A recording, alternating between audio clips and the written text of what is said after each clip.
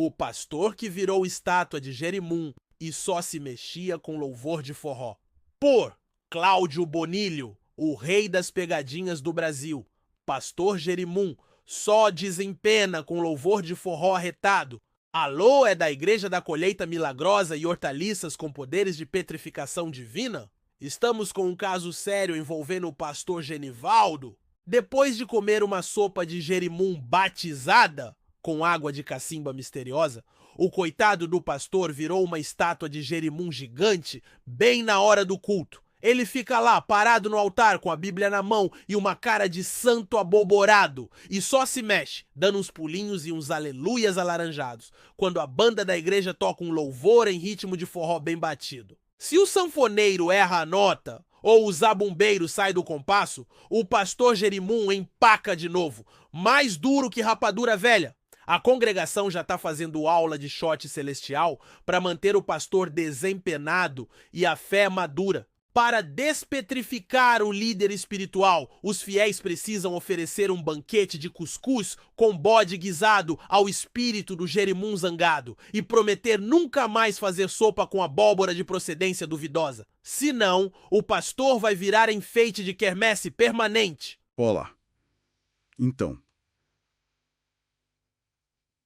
hoje a gente tem um material, olha, bastante peculiar para nossa análise. Ah, é? O que seria? É um texto chamado O Pastor que Virou Estátua de Jerimum e Só se Mexia com Louvor de Forró. O nome já diz muito, né?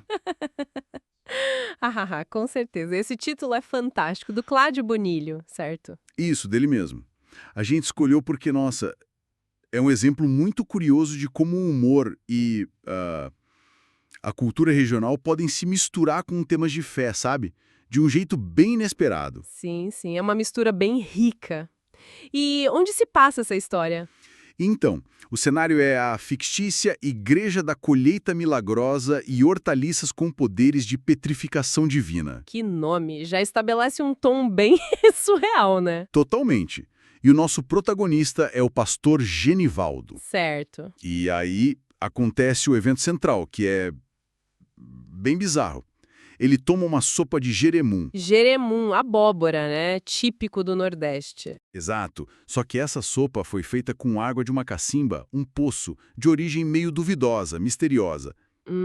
Já começou o problema aí. Pois é. Depois de tomar a sopa, em pleno culto, ele vira uma estátua. Uma estátua gigante de Jerimum. Meu Deus. Assim, do nada? Do nada, fica lá, parado no altar, Bíblia na mão, e o texto descreve como uma expressão de santo aboborado. Santo aboborado. Adorei. Mas, tem um detalhe importante. Ele não fica totalmente parado. E é aí que a coisa fica mais interessante ainda. Ah, tem uma condição para ele se mexer, é isso? Exatamente.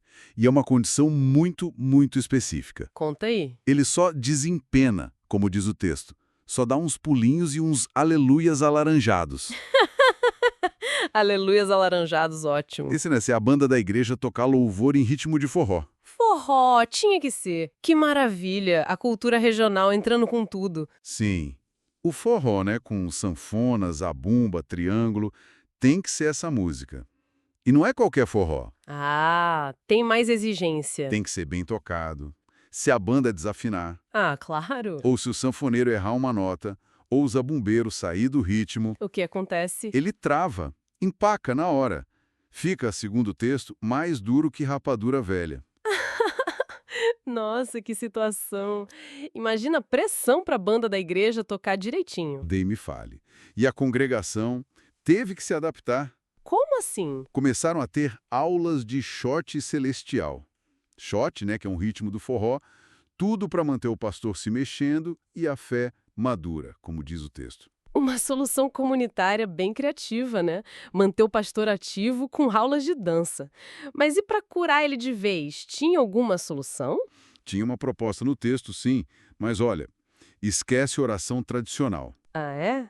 O que precisava fazer? Tipo? Precisava fazer um banquete para oferecer ao tal espírito do Jerimum zangado. Espírito do Jerimum zangado. Haha. E o que tinha nesse banquete? Pratos super tradicionais do Nordeste, cuscuz e bode guisado. Cuscuz e bode faz todo sentido dentro da lógica maluca da história. A solução também é regional. Exato. E junto com o banquete tinha uma promessa. Qual? Nunca mais fazer sopa com abóbora de origem desconhecida ou duvidosa. Tipo, para não ofender o espírito de novo, né? Entendi. Tentar aplacar a entidade com comida e uma promessa culinária. Interessante como a causa, a sopa e a solução, o banquete, giram em torno da comida. Pois é. E se nada disso funcionasse? Se o banquete falhasse, Qual era o destino dele? virar um enfeite de quermesse permanente. Coitado. Uma imagem meio triste, apesar de cômica. Sim. Então, resumindo, pastor vira abóbora por causa de sopa só se mexe com forró bem tocado e a cura é um banquete de cuscuz e bode para um espírito de Jerimum. Ok, o que a gente tira disso tudo? Olha, o que eu acho fascinante aqui é justamente essa mistura, sabe? O sagrado, com pastor, igreja, louvor, misturado com o folclórico, a cacimba misteriosa, o espírito zangado e o cotidiano bem regional. Forró, cuscuz, bode, tudo com muito humor. Sim, essa combinação é o ponto alto. E essa fusão não é só para fazer rir, eu acho. Ela mostra como o fantástico fica mais vivo, mais próximo, talvez, quando está ancorado nesses detalhes culturais bem específicos. O forró, o bode, isso torna o absurdo da situação mais palpável, mais engraçado até. É verdade, não é um milagre genérico. É um evento sobrenatural com regras bem brasileiras, bem nordestinas. Mas será que isso não corre o risco de, sei lá, banalizar a fé para alguns? Ou é essa a intenção? Uma sátira? É uma boa questão. A gente não sabe a intenção do autor, né?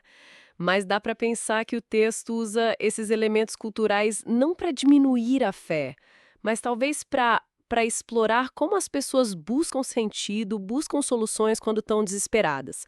Elas recorrem ao que conhecem, ao que é importante para elas. Tipo a música, a comida? Exato. A música, a comida, os rituais que misturam a crença com o costume popular. Aquele ritual do banquete tão específico reflete um pouco essa busca humana por controle, por resolver as coisas com ações concretas, mesmo quando a situação é totalmente maluca e inexplicável. Entendi. Buscar ordem no caos usando o que é familiar. Isso. E aí fica uma reflexão pra gente, né, que vai além só dessa história.